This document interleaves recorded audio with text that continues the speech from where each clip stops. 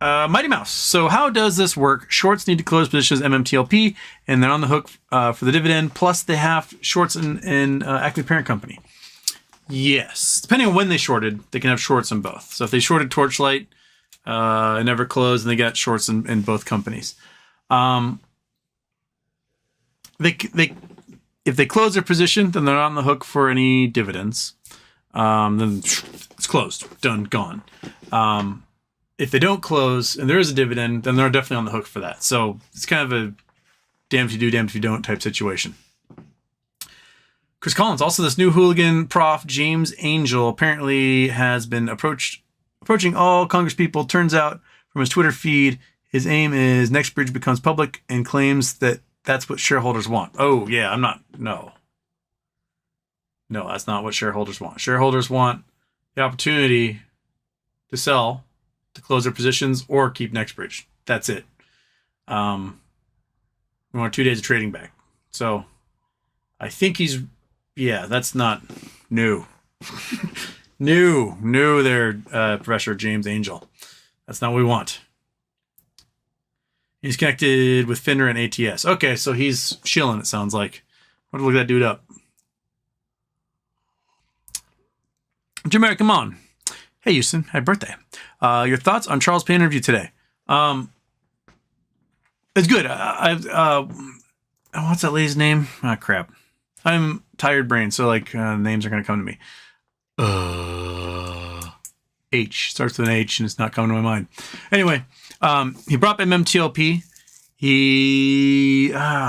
The phraseology he used to ask the questions are kind of like nebulous. It's very much what I'm afraid. Hester, thank you, Hester Pierce. It's very much what I'm afraid the questions are going to be like from Congress tomorrow, where there's going to be like, says here that there's going to be something called an MMTLP, and then Gary Gensler is just going to be like, I don't know what you're talking about. So I hope that whoever asked the question is actually knows what's happening, knows some background story behind all this. Like Charles Payne, he sort of hit it, but he didn't quite. I'll say it didn't quite feel like he fully knew what's going on. Does that make sense? You guys have that feeling what I'm talking about? It just seemed like there was some nebulous thing that just hadn't quite clicked for him yet. And he knows the bad stuff happened in MTLP. He knows that people are stuck in it, and that they haven't been able to get out, and that they want their money, and that fraud happened. But he didn't quite pin down what that fraud was. He's just sort of and there's fraud. And she's like, okay. But the fraud is that they sold hundreds of millions of shares that didn't exist, should have had to close them because they wouldn't be able to provide the dividend as required, because this company's going private and the dividend is private shares. And then they halted trading. And they knew this fraud was happening. The regulators knew the fraud was happening. SEC was talking to FINRA about it, and they halted it anyway. So didn't quite. I'm glad he touched on it. I'm glad that the name is out there, that someone that's on television is saying these things, but it just isn't quite nailing down what the problem is when they ask these questions. Michael Harrow, you see John Wick 4? I was going to try and see John Wick 4 on Saturday, and I looked up the show times, and my local theater is no longer playing it. So I was like, oh, okay. Bummer, man. What are you doing, weird dog? Okay. Mighty Mouse. That's why they want to see the blue sheets. Oh, yeah, he did mention the blue sheets. Charles Payne did mention the blue sheets. Can we see the FINRA blue sheets? And should we see the FINRA blue sheets? And a lot of her responses are just kind of like, That's kind of what seemed to come out of that.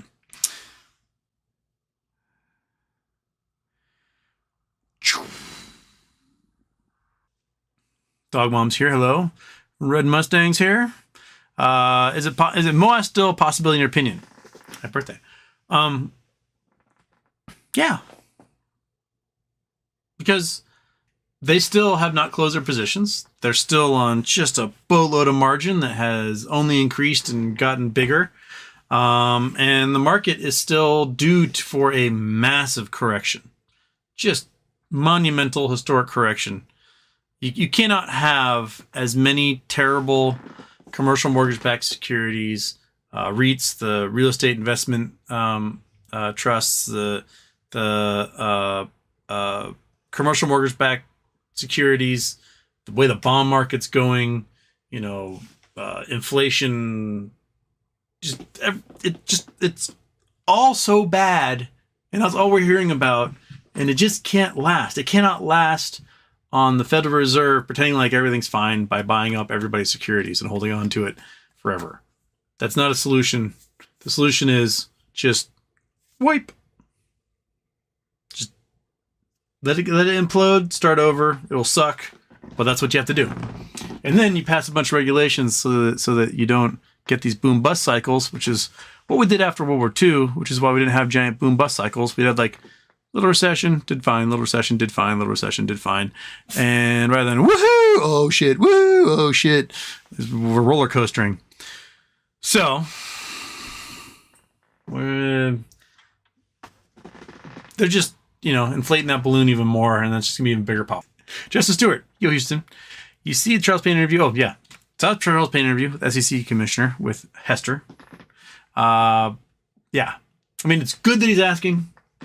We just need more backstory, more oomph behind it. That's what I want. BOFH, any updates on Rose's lawsuit? Nope. No update on getting Rose on the show again. I'll reach out to her. Maybe Saturday. I don't know. We'll see. Dan Harris, Payne's balls shrunk when his moment to shine arrived. This is what you see when someone is not committed to the cause. Yeah. Because he just didn't have... I mean, he didn't have the ability to be like, let's stick on MMTLP for a moment. The stock, which shouldn't have traded, started trading. And then they started shorting the hell out of it more than it already was. They had no intention of ever closing positions, and they pressured FINRA to stop trading before they had to close positions. This is wrong. Why is the SEC letting this happen?